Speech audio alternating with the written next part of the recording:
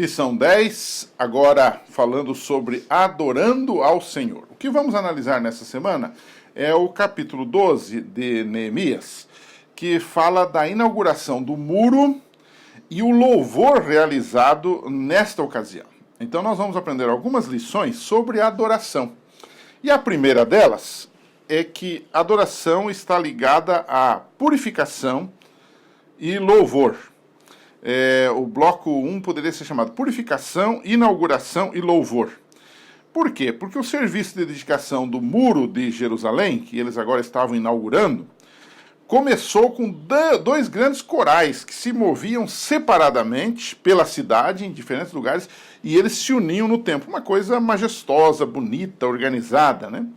E também, dentro desse programa de inauguração, foram realizados lá no templo grandes sacrifícios.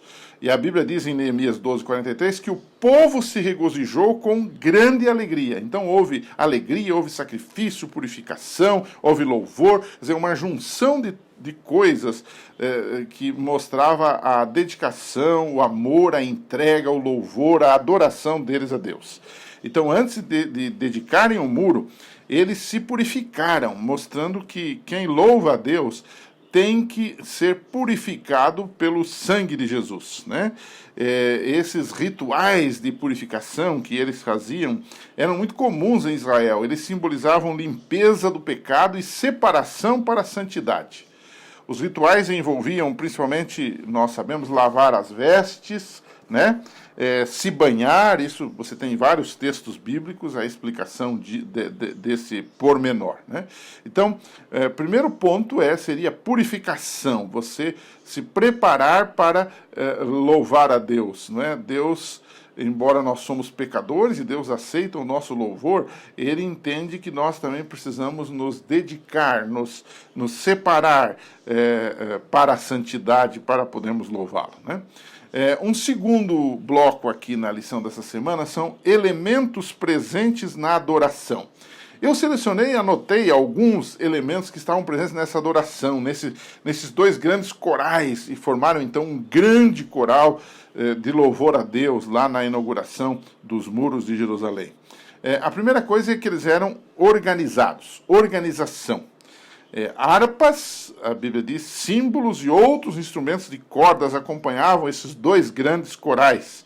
E eles, enquanto cantavam e separadamente caminhavam por Jerusalém, e finalmente se reuniam no templo cantando em voz alta, forte, em louvor a Deus. Ou seja, o que a gente percebe aqui é organização, é sincronia. Eles fizeram algo ensaiado, bem planejado. Então o louvor a Deus, a adoração a Deus, precisa ser planejado. Não pode ser mecânica, não pode ser estática, nem pode ser triste, mas ela deve ser algo organizado, planejado, de forma pensando que estamos adorando a Deus. A segunda coisa que aparece aqui é alegria.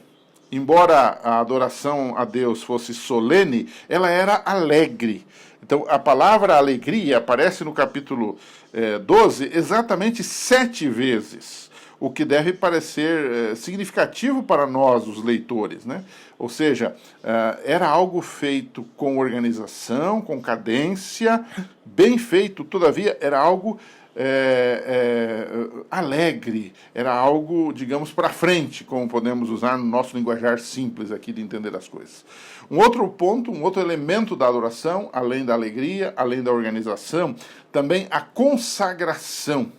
Os rituais de purificação representavam limpeza do pecado, e eles são uma preparação, eram uma preparação para se apresentarem perante Deus e reconhecerem que sem Ele eles estavam sujos, que de Deus vinha o perdão, que Deus vinha a purificação.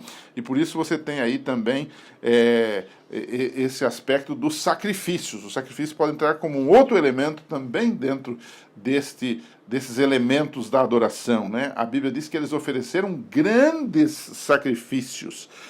Os sacrifícios eram o principal aspecto da adoração judaica, né, na época do templo.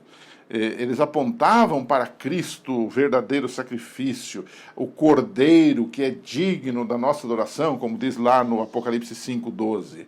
Então, isso era bastante importante a gente considerar. Hoje nós não fazemos mais sacrifícios no sentido de oferecer animais, mas a nossa vida é um sacrifício vivo, santo e agradável a Deus, no dizer do apóstolo Paulo lá em Romanos.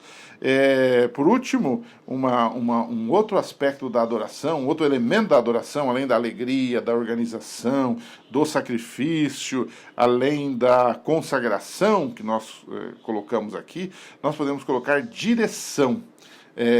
Direção no sentido de administração. Era uma adoração administrada, ela tinha cantores, ela tinha sacerdotes, levitas, ela tinha gente envolvida nisto, que trabalhava nisso. Digamos assim, vamos usar uma expressão nossa, ela tinha profissionais da adoração. Hoje, numa igreja, é importante isso também. Gente que faz parte do grupo de louvor, gente que faz parte da regência, instrumentistas, cantores, pastores que orientem isto de forma saudável, bíblica e teológica, para ver esse equilíbrio entre as coisas. Então, o texto de Neemias, capítulo 12, versos 44 a 47, nos dá a ideia de que o povo valorizou o trabalho dos levitas, dos cantores e dos sacerdotes. Aí está a importância de, na igreja, nós também valorizarmos, apoiarmos, orarmos pelo trabalho daqueles que compõem o programa da igreja nas suas diferentes frentes, incluindo aí o momento de adoração. É claro que a adoração é o tempo todo, mas aquele momento de culto que nós temos na igreja, apoiando o que essa gente faz, porque a junção desses esforços é que torna a nossa adoração agradável a Deus nesse sentido, né? E para a gente concluir, há uma pergunta assim que volta e meia está voltando, né? Como é que nós podemos manter o devido equilíbrio entre a alegria e reverência em nosso culto de adoração a Deus? O equilíbrio entre alegria e reverência é sempre muito importante. No entanto, muitas vezes isso é esquecido, né? Se um culto de adoração demonstra respeito por Deus, mas não tem alegria, ele se torna seco e rígido, né? E se ele tem só alegria ou só extroversão, não é bem alegria, mas extroversão, aquele barulho todo, ele pode se tornar banal também. Então, como equilibrar estas coisas? É interessante que a Bíblia, em todas as suas partes, mostra exatamente esse equilíbrio. Aqui no caso da inauguração dos muros, esse ambiente de adoração, esses corais que se apresentaram e tudo mais, eles tinham as duas coisas. Eles tinham alegria, tinham espontaneidade, não é? Havia um fervor, todavia isso não era banal, não era banalizado, como às vezes se faz em alguns cultos que a gente vê modernamente falando.